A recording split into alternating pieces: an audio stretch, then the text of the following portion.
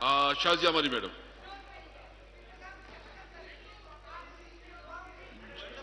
جی Naz Baloch please. جی شکریہ speaker صاحب. جی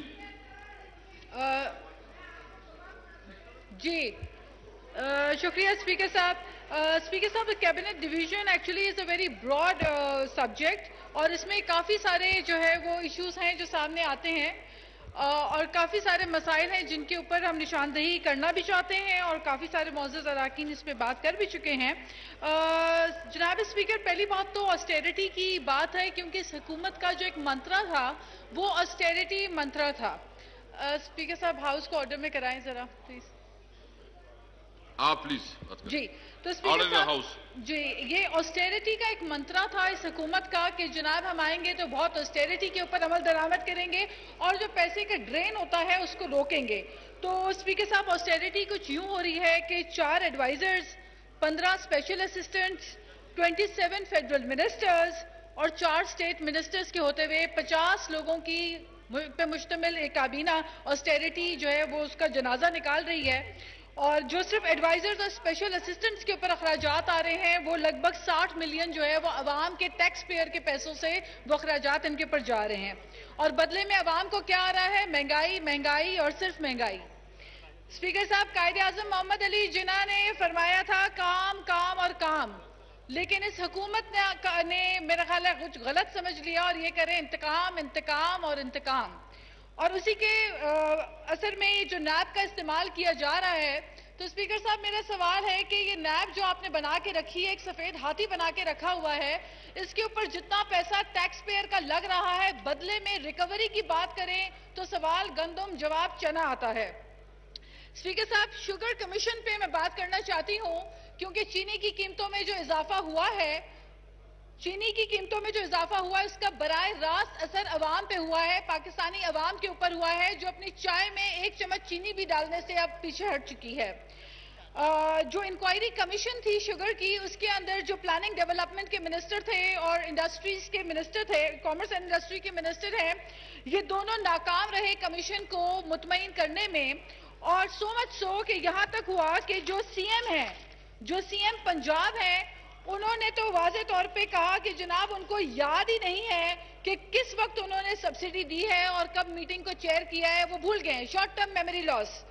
سی ایم پنجاب بھول چکے کہ انہوں نے کس طرح سبسڈی دی, کب سبسڈی دی, وہ میٹنگ کب انہوں نے چیئر کی. تو اس طرح سے جو ہے وسیم اکرم پلس صاحب جو ہے وہ چلا رہے ہیں پنجاب کو. لیکن 29 بلین کی جو سبسڈی دی گئی ہے شوگر ملز کو, جس کا جو 29 بلین ہے, یہ عام عوام سے اس کو بدلے میں لیا جا رہا ہے. اسپیکر صاحب آپ کی توجہ چاہتی ہوں, this is a very important issue. Speaker صاحب آپ کی توجہ چاہتی ہوں, اٹس ویری امپورٹنٹ, پلیز آپ سے جی please. I just want your attention because بہت اہم مسئلہ ہے. اسپیکر صاحب, یہ 29 بلین کی جو سبسڈی دی گئی ہے چینی پہ, جو چینی مافیا کو, تو اسپیکر صاحب وہ 29 بلین تو عام عوام کی جیبوں سے نکل رہا ہے, اور عام عوام کو بدلے میں کیا دیا جا رہا ہے؟ صرف 10% ان کی تنخواہوں میں اضافہ. اب آپ خود بتائیے کہ کس طرح سے ممکن ہے کہ 10% اضافے میں, جبکہ آمدنی کے اندر آلریڈی 7% کمی واقع ہو چکی ہے. اچھا اسپیکر صاحب, یہاں پہ ہم دیکھتے ہیں کہ پروگرامز تو بہت دیے تھے حکومت نے کہ جی ہم کامیاب جوان پروگرام لے کر آئیں گے. تو اسپیکر صاحب, میں نے کل ہی ویب سائٹ دیکھی کامیاب جوان کی, تو اس میں واضح طور پہ آپ جیسے ہی ویب سائٹ پہ جائیں تو اس پہ آتا ہے کہ 20 لاکھ سے کم قرضے کے لیے درخواست نہیں دی جا سکتی.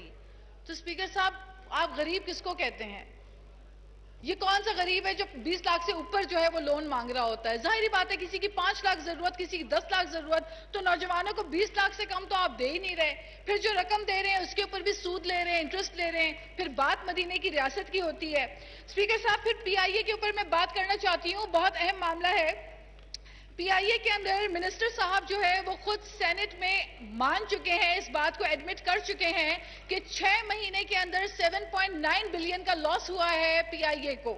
یہ ہمارا وہ نیشنل کیریئر ہے جس نے دوسرے ایئر لائنز کو اڑان بھرنا سکھایا, لیکن 1 سال کے اندر پی آئی اے نے 20 بلین کا لاس ہوا ہے. اسپیکر صاحب, پوری یورپین یونین میں بین ہو چکا پی آئی اے, اور آج دن تک آپ دیکھیں ہمیں اس پلین کریش کی نہ تو کوئی رپورٹ آئی ہے, نہ اس میں کمپنسیشن کتنی دی گئی لوگوں کو یہ پتا چلا ہے. بس ڈاؤن سائزنگ پہ ڈاؤن سائزنگ کر کے تیزی سے بے روزگاری کی طرف ملک کو دھکیلا جا رہا ہے. تو پھر وہ 1 کروڑ جو نوکریاں دینی تھی اسپیکر صاحب، 1 کروڑ نوکریوں کی جگہ 2 کروڑ لوگ جو ہے وہ غربت کی لکیر کے نیچے چلے گئے. تو آج تک ہمیں پلین کریش کی رپورٹ نہیں آئی. اور نیب کی جہاں تک ہم بات کر رہے تھے اسپیکر صاحب، نیب کو صرف وچ ہنٹنگ کے طور پہ، آرم ٹوئسٹنگ کے لیے، پولیٹیکل انجینئرنگ کے لیے ایک آلے کے طور پہ استعمال کیا جا رہا ہے. افسوس کی بات ہے کہ جو فرنٹ بینچز آگے بیٹھے ہوئے ہمارے فاضل ممبران ہیں، 3 ممبران کے تو پروڈکشن آرڈر ہی جاری نہیں ہوئے بجٹ جیسے اہم اجلاس میں، تاکہ وہ آ کے اپنے حلقے کے لوگوں کی نمائندگی کر سکیں، ان کی ریپرزنٹیشن کر سکیں. تو اسپیکر صاحب یہ وچ ہنٹنگ نہیں تو کیا ہے؟ اور پھر اس کے نتیجے میں آپ نے دیکھا کہ جب بائی الیکشنز ہو رہے ہیں تو چاروں صوبوں میں ہم دیکھ رہے ہیں کہ کیا حالات ہے. پاورٹی ایلیویشن کی بات کرتی ہوں کیبنٹ ڈویژن میں، یہ بھی ایک سبجیکٹ ہے. تو یہاں کچھ دن پہلے ڈیفنس منسٹر صاحب کہہ رہے تھے مجھے کوئی غریب لا کے دکھا دو. تو اسپیکر صاحب ان کو نہ غربت نظر آ رہی ہے، نہ ان کو غریب نظر آ رہا ہے، نہ ان کو ملکی حالات نظر آ رہے ہیں. تو آگے ہم یہ دیکھتے ہیں تھینک کہ یو. صرف ایک بات میں مکمل کر لوں اسپیکر صاحب، یہ جو ابھی حالیہ دنوں میں ایک اور نئی بات جو ہے وہ سننے میں آئی ہے کہ کابینہ نے منظوری دے دی ہے موٹر وے اور ایئرپورٹ سب کو گروی رکھنے کے لیے. تو اسپیکر صاحب، Pakistan is not for sale. یہ ہم نے ملک آپ کو اس لیے کسی نے نہیں دیا کہ آپ باری باری چیزوں کو مقروض کرتے رہیں، پی آئی اے کو تباہ برباد کر دیں، اسٹیل مل کے لوگوں کو بے روزگار کر دیں، غربت کو آسمان پہ لے کے چلے جائیں اور تھینک یو. قیمتوں تھینک کے یو اندر میڈم. آپ تھینک یو. جی خالد صاحب کیا کہنا چاہتے ہیں؟ خالد بکسی. شکریہ جناب. اچھا سر، یہ ابھی ہمارے آغا حسن صاحب ہیں، میں نے بی این پی مینگل کے، انہوں نے غلط بیانی کی ہے. نیشنل اسمبلی اپنا ہماری جو بلوچستان کی جو پروونشل اسمبلی ہے اس پہ حملہ کیا گیا باقاعدہ.